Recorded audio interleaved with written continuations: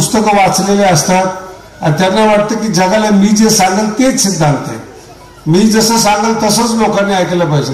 मी अनेक वेळा बघतो स्वतः कर्महीन आहे. नीट कळालं ना, जेवढे सांगणारे आहेत ना तेवढे कर्महीन आहेत. कॉलेजमध्ये शिकवणारी जी प्रोफेसर मंडळी आहेत, बिझनेस कसा करावा हे शिकवतात आणि ते स्वतः नोकरी करतात. कधी अंदाज घेताय तुम्ही यांचा? ते शिकवतात काय? बिझनेस कसा करावा, पैसा कसा कमावा, त्यांच्याकडे जर पाहिलं तर ते नोकरी करतात. ते असे लोकांना उपदेश करणारे कर्महीन आहेत, पण स्वतःला बुद्धिमान मानतात. ते हितकारी नाही आहेत. फार महत्वाचा विषय, अगदी लक्ष देऊन ऐका. हित त्याला म्हणतात, आपलं जीवन भगवंताने आपल्याला दिवसावर दिलेले, वाटून दिलेले. केवढाही मोठा माणूस असू द्या, 75 नंतर त्याच्या मेंदूतलं केमिकल कमी होतं, याच्यावर अजूनपर्यंत संशोधन आलेलं नाही. म्हणून जेव्हा म्हातारी माणसं मालक होतात ना, तेव्हा तरुण पोराला हमखास त्रास होतो, जुळतच नाही. मग नवीन एक शब्द आलाय, जनरेशन गॅप. तरुण पोराशी मिळवून न घेणं आणि त्याला हमखास त्रास होतो. एक तर ते त्या काळात वैतागलेलं होतं. त्याच्या काळामध्ये लाईट नव्हती, त्याच्या काळामध्ये एसटी नव्हती, त्याच्या काळामध्ये रस्ते नव्हते, तिथून ते जन्माला आलेलं आहे. आणि आता ही विमानाची पोरं फिरतात, हे कुठं सहन होतं त्याला? इतके पैसे खर्च झाले. अरे जाऊ दे ना, तू काय वर घेऊन जाणार आहे का? माझा मुद्दा ऐकून घ्या. परिस्थिती ओळखा, वास्तव ओळखा. या जगाचं वास्तव काय आहे त्याला ओळखा, त्याला अनुकूल व्हा. तुमच्या 700 कोटी लोक आहेत, तुमच्या एकट्याच्या आग्रहाने जगात परिवर्तन होत नाही. हजारो लोक सनातन धर्माला शिव्या देतात. पुन्हा सांगतो, मुस्लिमाला शिव्या देतात, ख्रिश्चनला शिव्या देतात. कोणत्याही धर्माचं काहीच झालेलं नाही, जो तो आपल्या परीने टिकलेला आहे. पडतंय तुम्हाला? फक्त बोलून आपला आत्मा शांत होतो.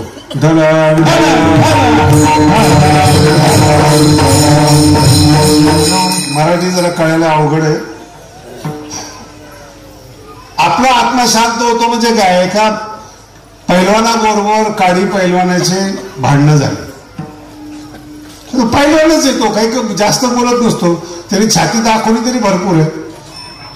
हे आपलं पाप्याचं पितर होतं. पाप्याच्या पितर शब्दाचा अर्थ माहितीये का तुम्हाला? पापी माणसं पितर कधी करत नाही, म्हणून ते सुकलेलं असतं.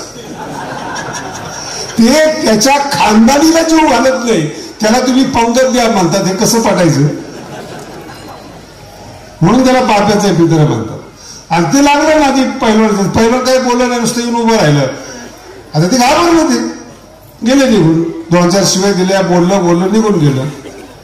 आणि नेमकं ते माझ्याकडे आलं. ही अशी माणसं. मी म्हणलं काय झालं रे, चेहरा पडला दिसतो. 2-4 शिवाय दिले त्याला मी. म्हणलं कुणाला? ते रेडा होता त्याला. बघा, माझं मनोविज्ञान समजून घ्या. तो मला सांगतो की मी त्याला शिव्या दिल्या, याच्यात त्याचा आत्मा शांत होतो. जेव्हा तुम्ही मोठ्या माणसाला बोलता ना, त्या मोठ्या माणसाला काहीच होत नाही. तो कर्मनिष्ठ असतो, कष्टाने मोठा झालेला असतो. तुमच्या शिव्याशापणे तो लहान होणार असतो का? तुमच्या बोलण्याने काही त्याच्यामध्ये बिघाड होणार असतो का? काही. आणि तुमच्या म्हणण्याप्रमाणे जो मूळ असतो ना, तो तुमच्या खालचा असतो, तुमच्या वरचा नसतो. तुम्हाला जसं वाटेल तसं ऐकणारी बायको असते, तुमचा गडी असतो. मोठ्या माणसाने जर तुमचं ऐकलं तर तुमच्यापेक्षा लहान होतो. मराठी कळाली का? म्हणून सांगण्याचा प्रयत्न करू नका. आणि जेव्हा त्यांनी 10-5 शिव्या दिल्या, बरं मी म्हटलं त्याच्या नादी लागून काय झालं? महाराज 4 शिव्या दिल्या, आत्मा थंड झाला. लक्षात आलं? हे आत्मसंतुष्टी. तुम्ही जेवढा संसार करता ना, जेवढा तुम्ही तुमचा अभ्यास करता, दाखवता कुणाला? कडक कपडे आहेत, मोटरसायकल, गाड्या, दाखवता कुणाला? तुमच्या आत्म्याला समाधान व्हावं की मी पुरुषार्थी आहे, मी विद्वान आहे, मी चांगला आहे, दाखवता. पण ज्याला दाखवताय तो तुमच्यापेक्षा वर चढ आहे. दाखवण्यामध्ये याला एक वेगळा शब्द आहे, प्रतिस्पर्धा. या प्रतिस्पर्धेमध्ये तुमचं आयुष्य संपलं, सुखाचं दर्शन सुद्धा झालं नाही.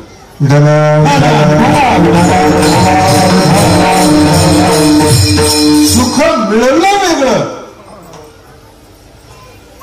पुन्हा सांगतो, सुख मिळणं वेगळं, सुख दिसणं वेगळं. दिसत नाही महाराज सुख. उदास झालेले चेहरे आहेत, सगळे सुशिक्षित माणसं, सगळे सगळे असं असुरक्षित, त्याला इंग्लिशमध्ये इनसिक्युअर फील म्हणतात. उद्या काय होईल सांगता येत नाही. काही शिकलेली माणसं तर बायको सोडून जाते का म्हणून घाबरलेली, एक तर मिळत नाही, आणि जे मिळाले नाही ते टिकेल का, हे काही जीवन नाही. पुरुषार्थी जर असाल, एक नाही 10 माणसं तुमच्यावर प्रेम करतील. मी तर तुम्हाला अजून पुढे जाऊन सांगतो, तुकोबाराय आहेत, ज्ञानोबाराय आहेत. तुकोबारांचे काय हाल केले हो गावातल्या लोकांनी, तुम्ही सगळ्यांनी ऐकले, काय त्रास दिला. श्रीमंत घराण्यामध्ये जन्माला आले तुकोबाराय, त्यांच्या गरिबीवर हसणारे गावातले लोक होते. हाल झाले तुकोबारायचे. माझा मुद्दा नीट आहे का? पण गावाच्या म्हणण्याप्रमाणे तुकोबाराय वावरले नाही, वागले नाही, म्हणून 400 वर्षानंतर त्यांचा जय जयकार आहे. याला म्हणतात हिताला जागर असणं.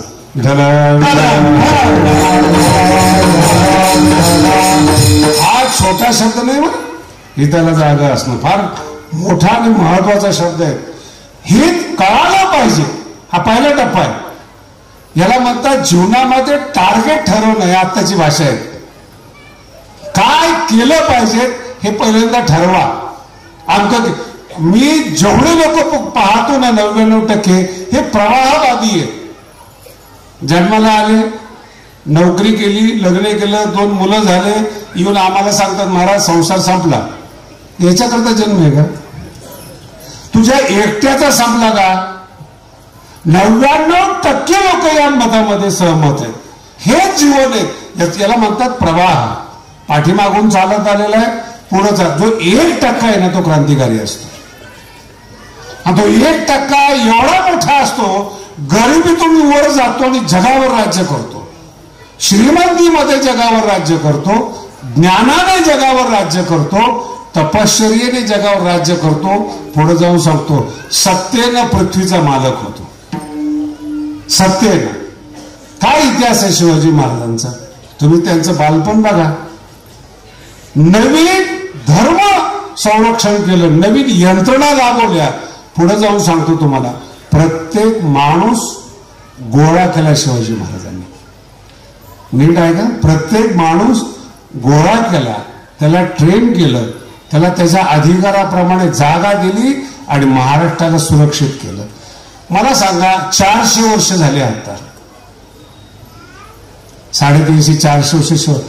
तितक्या दूरदृष्टीच्या व्यक्ती 350 वर्षात जन्माला आला नाही, हे चमत्कार आहे. काय नका वाजू, पुढचं बोलायचं राहिले, पुढचं वाक्य खतरनाक आहे. 350 वर्षात दूरदृष्टीवान जन्माला आला नाही एक, आणि त्याच्या नावाने लोक जगतात, ते आज मोठे. कोण मोठे?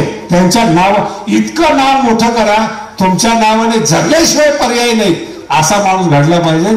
त्याला अभंगातून पहिल्या चरणात सांगा.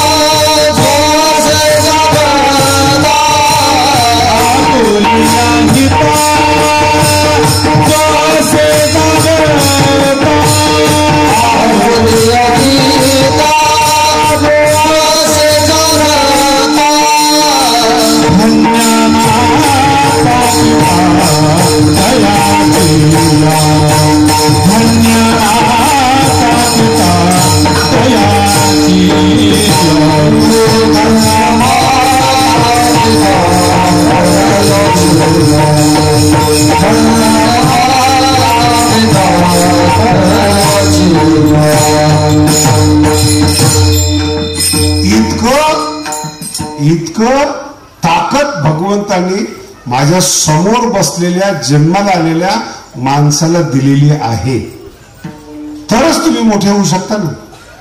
प्रत्येकाला ती एनर्जी तुम्ही चुकीच्या ठिकाणी खर्च करताय, कॉम्पिटिशन मध्ये खर्च करताय, आणखी तुम्हाला वाटते त्या भोगामध्ये खर्च करताय, पैसे कमवण्या. तुम्ही मोठे होत नाही, हित कळत नाही तुम्हाला. त्याच्याही पुढे जाऊन सांगतो तुम्हाला, तुमच्या निर्णयाचा तुम्हाला जर पश्चाताप होत असेल, हे तुमच्या बुद्धीचं दुर्दैव आहे. मराठी कळते ना. तुम्ही घेतलेला निर्णय तुमच्या पश्चातापाला कारणीभूत होतो. तुम्ही निवड मूर्ख आहात.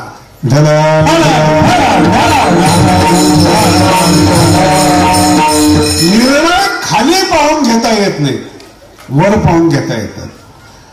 ज्या क्षेत्रात तुम्ही आहात, परमार्थात आहात, माऊलीकडे पहा, तुकोबरायकडे पहा.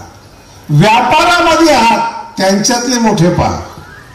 राजकारणामध्ये आहात, त्यांच्यातले मोठे पहा. खाली पाहू नका. खाली पाहिले की तुमचं पतन आहे. फार मोठा इतिहास आहे, पण थोडा थोडा तुम्हाला सांगतोय मी. म्हणून जीवन जगत असताना अल्प समाधानी असूच नका. छोट काय नाही, एक नोकरी, 2 कोंबडे, छोटस घर. आणि मला काल एक जण आला होता आणि तो मला फार गोड बोलला, महाराज ह्या दुष्काळामध्ये आमचा सुकाळ झाला. म्हणलं का? वाटायला आम्हीच आहेत म्हणे. किती टक्केवारी घ्यायची ती आमच्या हातात आहे. किती दुर्दैवी अभिमानाची गोष्ट आहे. मेलेल्या माणसाच्या टाळूवरचं खायची इच्छा करणं, त्याला काही माणूस म्हणावं. आणि एक लक्षात ठेवा, या जगामध्ये देव माना अथवा नका माना, कर्माला माना. तुमचे कर्म तुम्हाला मातीत घालतात. जेवढ्यांनी या देशाबरोबर गद्दारी केलेली आहे, परमार्थात चुकीचं वागलेले आहेत, त्यांचं म्हातारपण पहा, रडताना दिसतात ती लोक. त्यांच्या चेहऱ्यावर तेज नाही, त्यांच्या बोलण्यात ताकद नाही. आयुष्यभर चुकीचं वागलं, संतांना त्रास दिलेला आहे, शूरवीरांना त्रास दिलेला आहे, देशद्रोह केलेला आहे. ही मोठी मोठी पातक आहेत. यांना हित माहिती आहे का? अच्छा, पुढचा टप्पा आहे का? 200 कोटी तुम्ही माझ्या समोर बसले, प्रत्येकाला 200 कोटी दिले, काय करणार तुम्ही? तुम्ही कधीतरी हा पण विचार करा ना, की जे आपण पैसे कमवतो, आपली बुद्धीची कुवत किती, काय करणार आहे तुम्ही? मुंबईमध्ये आमच्या जवळ एक परिवार होता, श्रीमंत होता. त्याच्या डोक्यात असं आलं की गरीबाची मुलगी केली तर नीट वागेल. आपली कल्पना. त्यांनी केली गरीबाची मुलगी. आता तिच्या घरामध्ये 2 टाइम खाण्यासाठी कष्ट करावं लागायचं. पण ती श्रीमंताच्या घरात गेल्यानंतर ती कोठारं भरलेली बघितली, तिचं डोकंच फिरलं. ते नाही कळालं. किती खायचं कळेल ना हो. दर आठवड्याला आजारी, दर आठवड्याला कधी मिळालेलं नाही ना. मी तुम्हाला बोलतोय, ज्याला सुख मिळालं नाही, पण सुखी लोकांच्या संपर्क जर आले, ते संपर्क अजीर्ण होतो, संगत अजीर्ण होते. नाही कळालं तुम्हाला? अधिकार नसताना तुम्ही मोठ्याच्या संगतीमध्ये राहा. ते 5 लाखात खुश. 5 लाखात बोलू का तुमच्या भाषेमध्ये? बडबड करत आला आणि त्याला एक काम दिलं ना, मग तो आमच्या भागातला आमदार सगळ्यात श्रेष्ठ आहे. हे जीवन आहे, हे हित आहे. तुमच्यात क्षमता दिलेली. याच्यामध्ये एक शब्द फार महत्वाचा आहे, धन्य माता पिता. याच्यावर जास्त लक्ष करा. तुम्ही तुमच्या मुलाला काय शिकवता, त्याच्यावर त्या मुलाचं हित आहे. जिजाऊचं चरित्र पहा, मुलाला स्वराज्य शिकवलं. आणि तुमचं चरित्र पहा,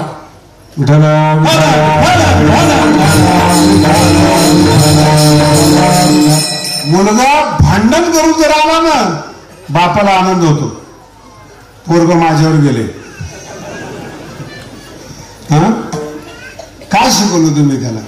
भांडणं करायचं, चुकीचं वागायचं, आई बहिणीकडे वेगळ्या नजरेने पाहायचं, हे शिकवलं.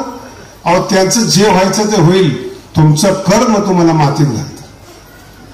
जेवढे तुरुंगात गेलेली लोक आहेत आता, त्यांनी चुकीचंच वागलेले आहेत ना ते. आणि एका कोठडीमध्ये राहणं हे काही जीवन आहे महाराज तुम्हाला? म्हणून धन्य माता पिता ज्यांनी आपल्या मुलाला योग्य संस्कार दिले. आणि तो मुलगा धन्य आहे. बघा, तो मुलगा धन्य आहे, त्याला हित माहिती आहे, पण हितासाठी जागा आहे.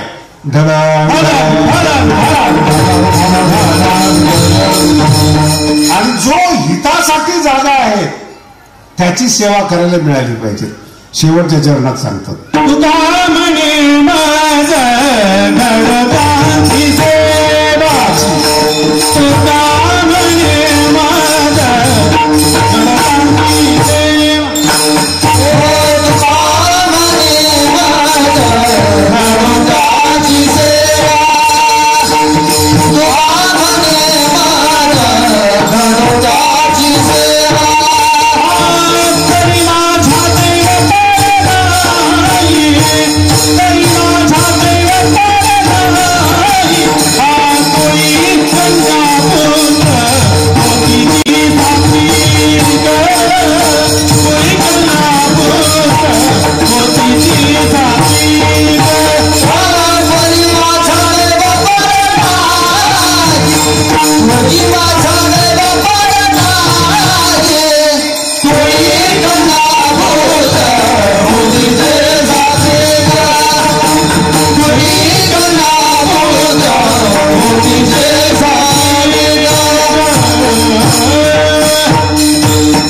फार गोड अभंग नेहमी ऐकलेले आहेत. बरेचसे कीर्तनकार बसलेले आहेत.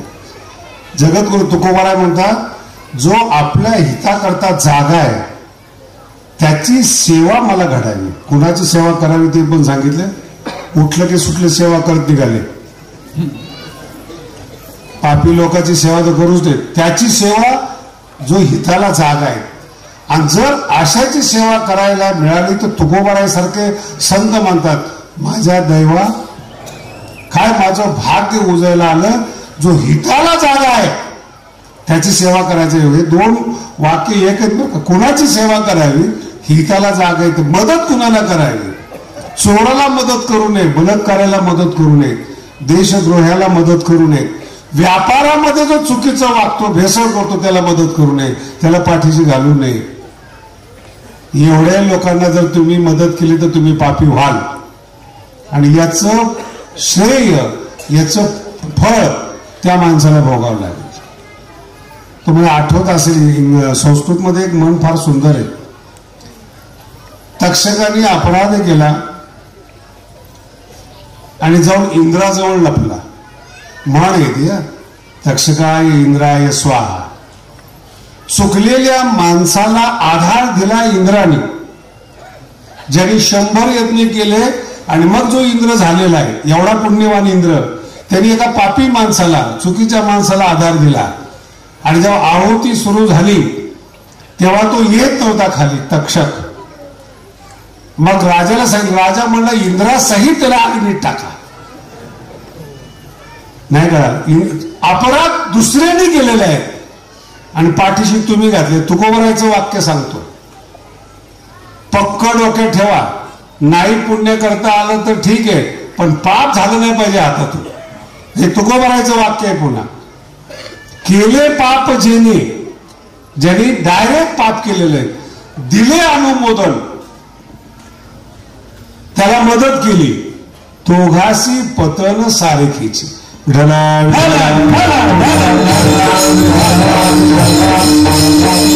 मग हितासाठी जागा कोण आहे? हा एक महत्वाचा प्रश्न आहे. आपुल्या हिता जो असे जागता, ठीक आहे, हितासाठी जागा कोण आहे?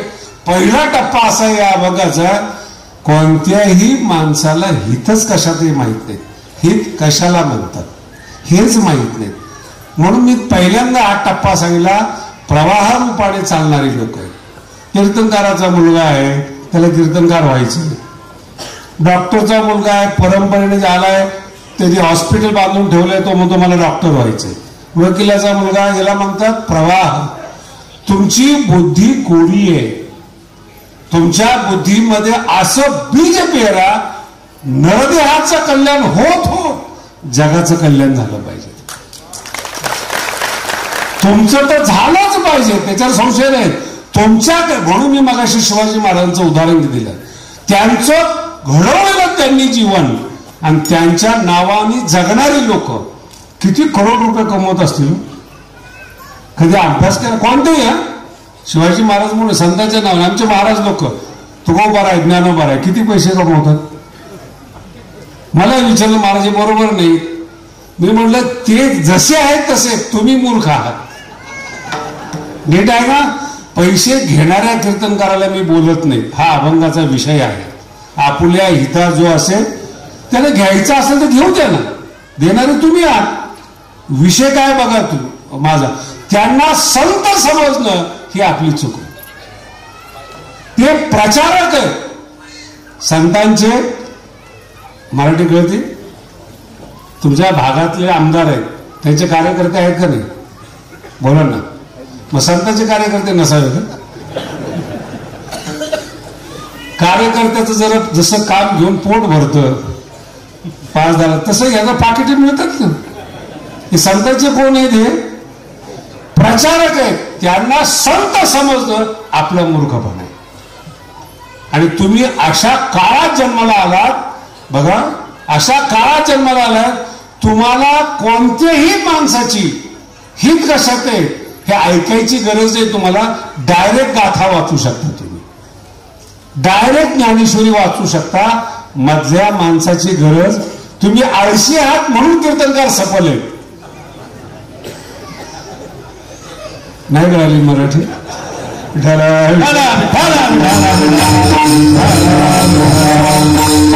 कीर्तन काय ऐकायचे अभ्यासाचा कंटाळा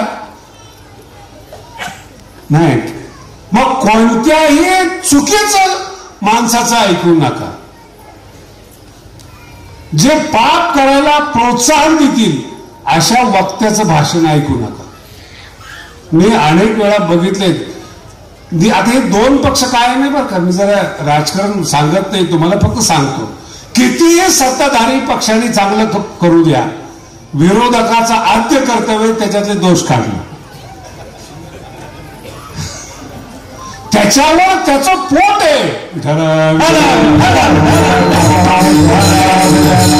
दोष काढायला कोण मोकळे हो.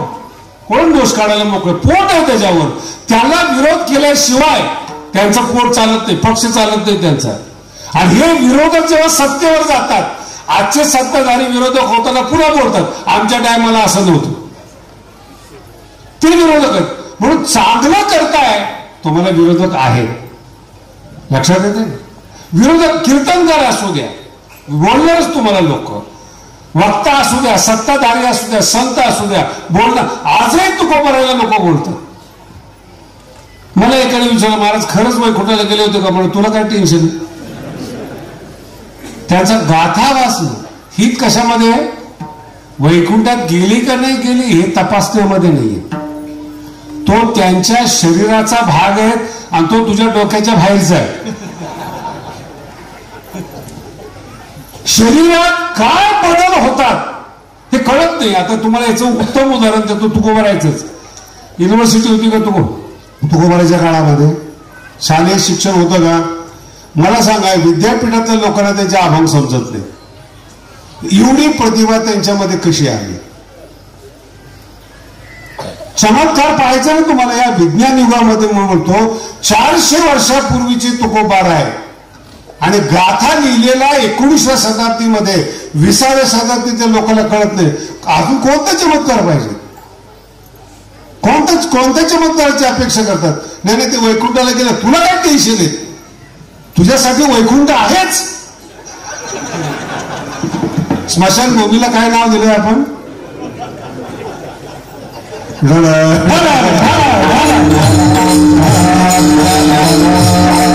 ज्ञानेश्वरीमध्ये एक फार सुंदर विषय आहे. जेवढे पापी माणसं आहेत ज्ञानोबा म्हणतात बरं का. अगदी लक्ष देऊन ऐका. जेवढे पापी माणसं आहेत हे नरकात जात नाही. कोण म्हणतात असं. ज्ञानोबा आहे. जेवढे पापी माणसं जास्तीत जास्त मोठा पापी नरकात कधीच जात नाही. का नरक त्यांना भेटायला येतात. नाही कळलं. नरक त्यांना ही मूवी ज्ञानोबारांची सन्माननीय सदस्य येते.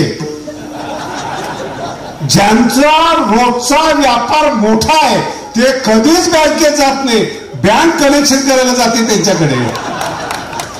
तसं हे पापी आहेत, यांच्या घरी दुःख राहतं. तुम्हाला कुठं माहिती ते?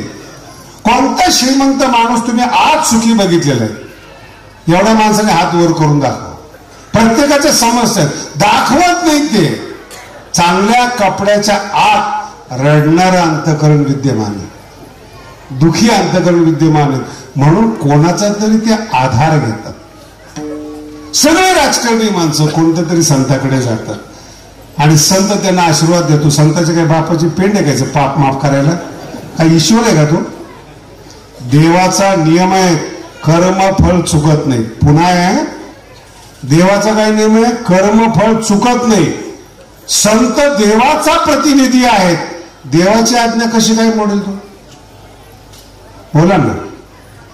देवाने जर लिहिलेलं आहे कर्मफळ चुकत नाही, मग का कोण संत माफ करणार आहे तुम्हाला?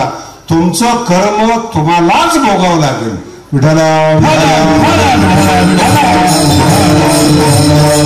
आणि हे चुकीचं कर्म भोगायला लागू नये म्हणून आपल्या हिताला माहिती असणं नाही, जागा असणं गरजेचं. एक चूक होता कामा नये जीवनामध्ये.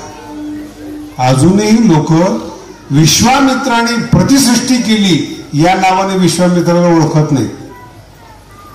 रंभे मागे लागलेला विश्वामित्र ओळखतात. किती पतन आहे महाराज, काय त्याची योग्यता आहे. कोजागिरी पौर्णिमेच्या दिवशी चंद्राचा प्रकाशामध्ये आपण दूध पितो आणि ही चंद्र आठवला की डाग कशाचा आहे. एक चूक चंद्र सूर्य असेपर्यंत लोक विसरत नाहीत. तुमचा किती मोठा प्रताप आहे हे नाही पाहत. एक चूक तुम्हाला आयुष्यभर काळीमा लावते आणि म्हणून संत तुमच्यात राहत नाहीत, एकांतात जातात. तुमच्या संगतीमध्ये संत बर्बाद झाल्याशिवाय राहतच नाही. 10-15 दिवशी एक मोठा संत आला होता भगवानगडावर. आता ते जरा ज्ञानोबारांचं मंदिर वगैरे पाहायची उत्सुकता असते, ते मंदिर वगैरे पाहिलं सगळं व्यवस्थित. मला एक सल्ला दिला त्याने, महाराज तुमच्या गडावर दुकान कुठंच नाही. मराठी कळली का तुम्हाला? कोण सांगतो हे? संत विद्वान. त्यांनी मंदिर पाहायला पाहिजे, अन्नदान पाहायला, दुकान नाही कळलं अजून. मला तुमच्या गडावर दुकान दिसत नाही. मी त्यांना विचारलं कुठं राहता तुम्ही? गुजरातमध्ये. हे पोरांना कळालं बाबा. व्यापारी कोणले? गुजरातचे. मग हा राहतो कुठं? याच्या डोक्यामध्ये दुकान बसलं. संगतीनं साधूला बर्बाद केलं.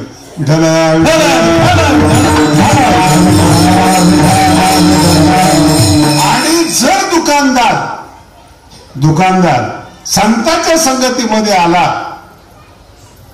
नाही कळालं, त्यांचं नाव आहे तुकोबार आहे. दोन्ही घटना आहेत.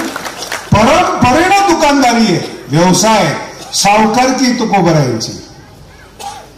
आणि संतांच्या सहवासात आले, संत झाले. म्हणून कधीही कोणत्याही संताला गरीब समजू नका. नाथ महाराज असतील, तुकोबा, परिस्थिती बदलली असेल पण त्यांचं रक्त हे मोठ्या घराण्यातलं, लहान घराण्यातलं नाही. नाहीतर त्यांना जर अपूर्ण सुविधा मिळाल्या असत्यात, त्या सुविधा पूर्ण करण्यात जीवन गेलं असतं. लहानपणीपासून तृप्त आहे म्हणून आलेल्या परिस्थितीला घाबरत नाही. बुद्धी ती आहे. त्याच्या पुढे आत्ताच्या भाषेत सांगतो, डीएनए जे आहेत ना शरीरातले, ते मोठ्याचे, हलकटाचे नाही आहेत. हलकट मोठा जरी झाला तरी तो हलकटच असतो. हे तुम्हाला जास्त माहिती तुमच्या अनुभवातले. मोठा गरीब जरी झाला तरी विचार येतो मोठा असतो.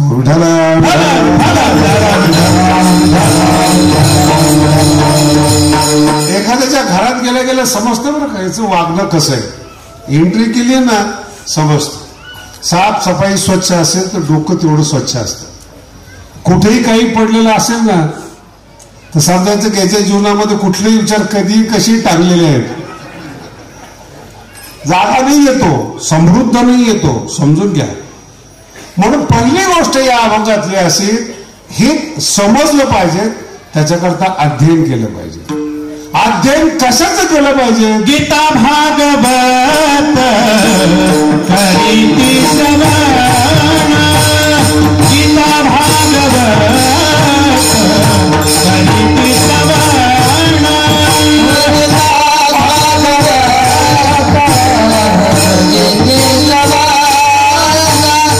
गीता भागवत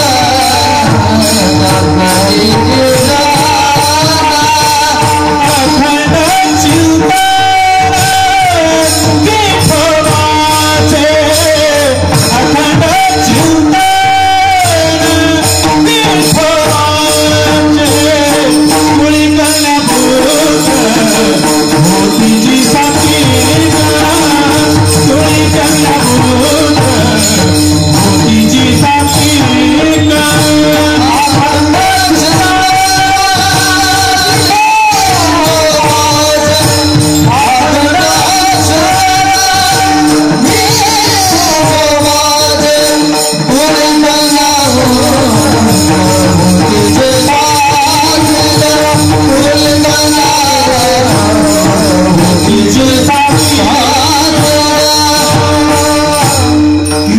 साधन आहे तीन. ऐकायचं कुणाचं? गीता फार महत्वाचा शब्द आहे बरं का. ग्रंथाचे नावं तुकोबाराय सांगतात, त्या पाठीमागं मोठा हेतू आहे. कोणी एक पुस्तक लिहिलं, आमचं पुस्तक वाचा. मी खूप 20-30 वर्षापूर्वीची गोष्ट आहे, मुंबईला कीर्तनाला गेलो होतो. एक बाई आली, तिने अभंग लिहिलेला होता, महाराज या अभंगावर कीर्तन करा. काय बोलू होतं त्यांना, 30-40 वर्ष झाले असतील. घाटकोपरला कार्यक्रम होता, दिला तिने चिठ्ठी, म्हणजे या अभंगावर कीर्तन करा. म्हणलं पाठ नाही येत. समोर घेऊन चालता. काय म्हणतात ते, पाठ नसला तरी समोर घ्या, नाही का. ते लोक मोठे मोठे लोक चिठ्ठी वाचून सांगतात, हरकत नाही त्याला, तुम्ही म्हणून घ्या. म्हणलं मला जमणार नाही. मग तुम्ही विद्वान कशाचे? उचकवणं म्हणतात त्याला. म्हणलं नाही, विद्वान कोण आहे म्हटलं. मग तुमचं कीर्तन कसं काय ठरलं? म्हणलं अध्यक्षांना विचारा, मी सांगते त्यांना. म्हणजे जा. ती गेली त्यांच्याकडे, म्हणजे आम्ही हा अभंग लिहिलेला आहे, याच्यावर कीर्तन व्हावं. ते अध्यक्ष फार महत्वाचे होते. ताई अतिशय सुंदर अभंग लिहिला हो तुम्ही, पण महाराज बरोबर नाही आमचा. हे सुद्धा कळायला वेळ लागतो बरं का. महाराज बरोबर एकदा माझ्या गुरुजीकडे होतो आनंदवन आश्रम कांदिवलीला, आणि एक चुकीचा माणूस आलेला होता आश्रमामध्ये. माझे त्याचे भांडणं झाले. तो स्वभाव आहे, अजूनपर्यंत गेला नाही त्याला मी तरी काय करू. भांडणं झाले. आता हेड ऑफिस आमचे गुरुजी. भांडणं झाले, मी ऐकत नाही, त्याच्या लक्षात आलं. ते म्हणे मी आत्ताच्या आत्ता तुझी तक्रार करतो, तुला आश्रमातून काढतो. इथपर्यंत तो मोठा माणूस होता, पण अंतःकरणाने लहान होता. हे चाड्या करणं काही मोठ्या माणसाचे काम आहेत का? रोज संसारामध्ये धक्के बसतात. काय तक्रार करायची त्याची? रोज लोक शिवाय देतात, सहन करावं लागतं, त्याला तितिक्षा म्हणत असतात. गेलं स्वामीजीकडे. आम्हाला टेन्शन, आपला अभ्यास बंद होतो काय, आपण तर चूक केलेली आहे, भांडणं झालेले आहेत व्यवस्थित. काय म्हणतात स्वामी? आता स्वामीजीचं प्रेम होतं, शिकत होतो म्हणून. त्यांनी सांगितलं की अभी की अभी निकालो, और नामदेव खराब लड़का है, उसको दिमाग नहीं. एवढं असं भरपूर बोललो. आता आमचे गुरुजी हमारे शिकवणारे, क्या कहा आपने? बोले दिमाग नहीं उसको. बोले आपको तो है ना. नामदेव को नहीं है मुझे बोले, आपको दिमाग. हाँ आप नहीं बोलना उसके साथ में. काय गेला म्हणतात न्यायाचार्याचे बाप. तुला अक्कल आहे ना, तू का नादी लागला? ज्याला अक्कल नाहीये तो, त्याची तक्रार तू अक्कलाला घेऊन आलाय. जगाची तक्रारच करता येत नाही, ही ज्ञानेश्वरी आहे.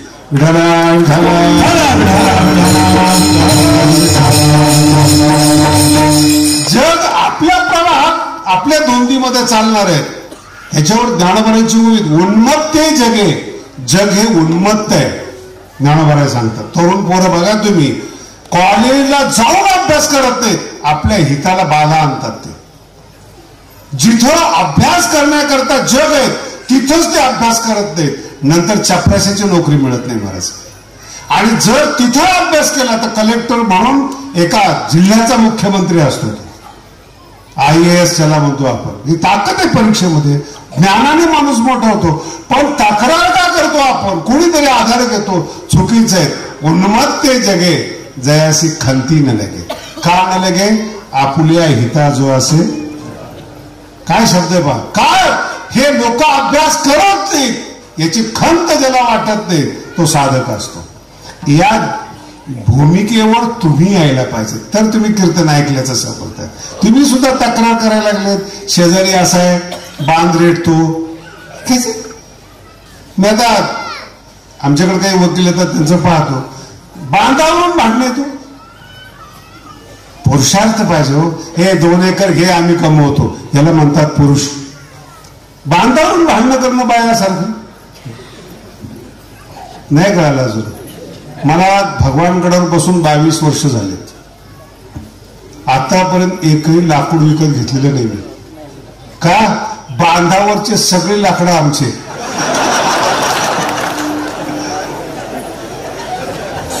दोन भाऊ भांडणं करतात, हा लिंब माझा, हे बाभळ माझी. दोघही सलोखा करतात, तुला नको आधी मला नको. कुणाला? आम्ही सुखी.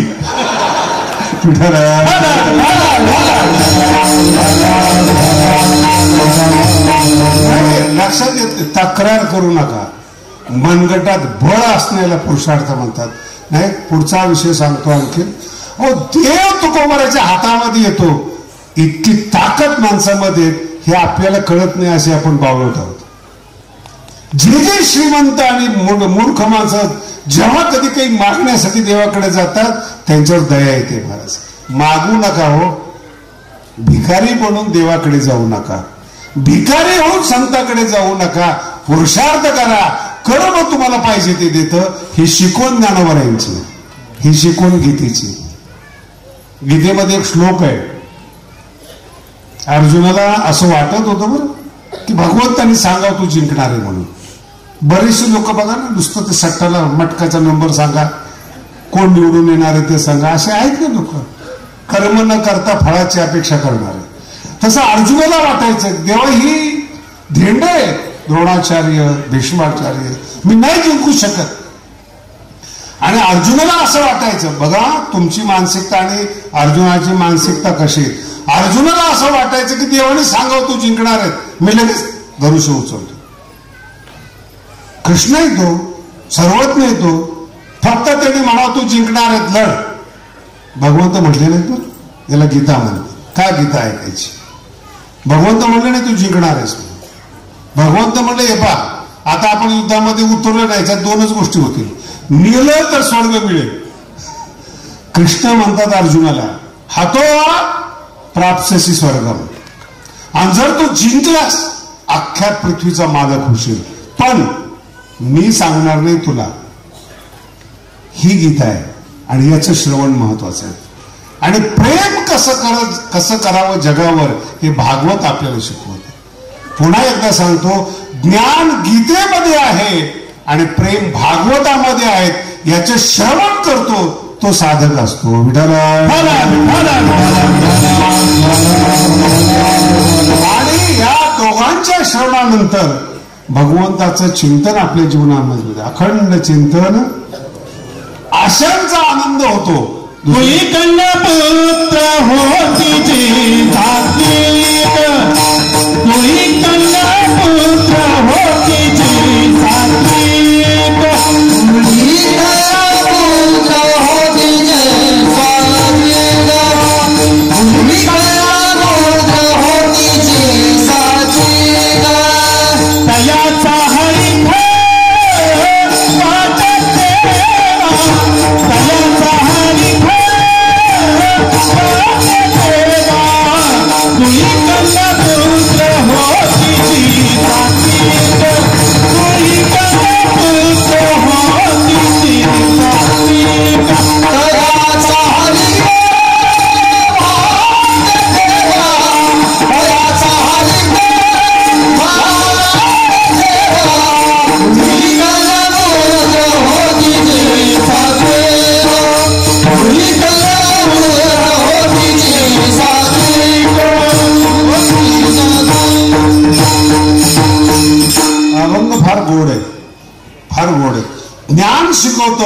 शिकवतं. दोन गोष्टी याच्यात महत्वाच्या आहेत. जो मनुष्य आपल्या हिताला जागा आहे, जगद्गुरु तुकोबाराय म्हणतात मी त्यांची सेवा करण्यात धन्यता मानतो. एक, आणि ज्यांनी तुम्हाला जन्माला घातली जी निसर्गाची शक्ती आहे तयाचा हरिक. संतांना तुमच्याबद्दल आनंद होतो आणि देवाला तुमच्याबद्दल आनंद होतो. असं प्रफुल्लित जीवन तुमच्या हातून जगावं हा या अभंगाचा महत्वाचा अर्थ आहे बरं. आणि आपले हे थोडंसं कीर्तन सुदर्शन महाराज खाडे यांच्या उत्तराधिकारी नेमणुकीमध्ये आणि 50 वर्ष पूर्ण झाले, तसे 55 वर्ष झाले त्या सप्ताहाला. पण कोरोनामध्ये काही काळ गेल्यामुळं तो सुवर्ण महोत्सव नवीन महंताच्या हातून तयार व्हावा या निमित्ताने हा कार्यक्रम केला. सकाळी चांगला कार्यक्रम झाला. फक्त परिसराला एकच विनंती आहे, महाराज अतिशय चांगले आहेत, भागवतकार आहेत, कथाकार आहेत आणि आत्ता सांगितलं गीता भागवत त्यांच्याकडून सगळ्यांनी श्रवण करून आपल्या येणाऱ्या पिढीला बलवान बनवा, भिकारी बनवू नका.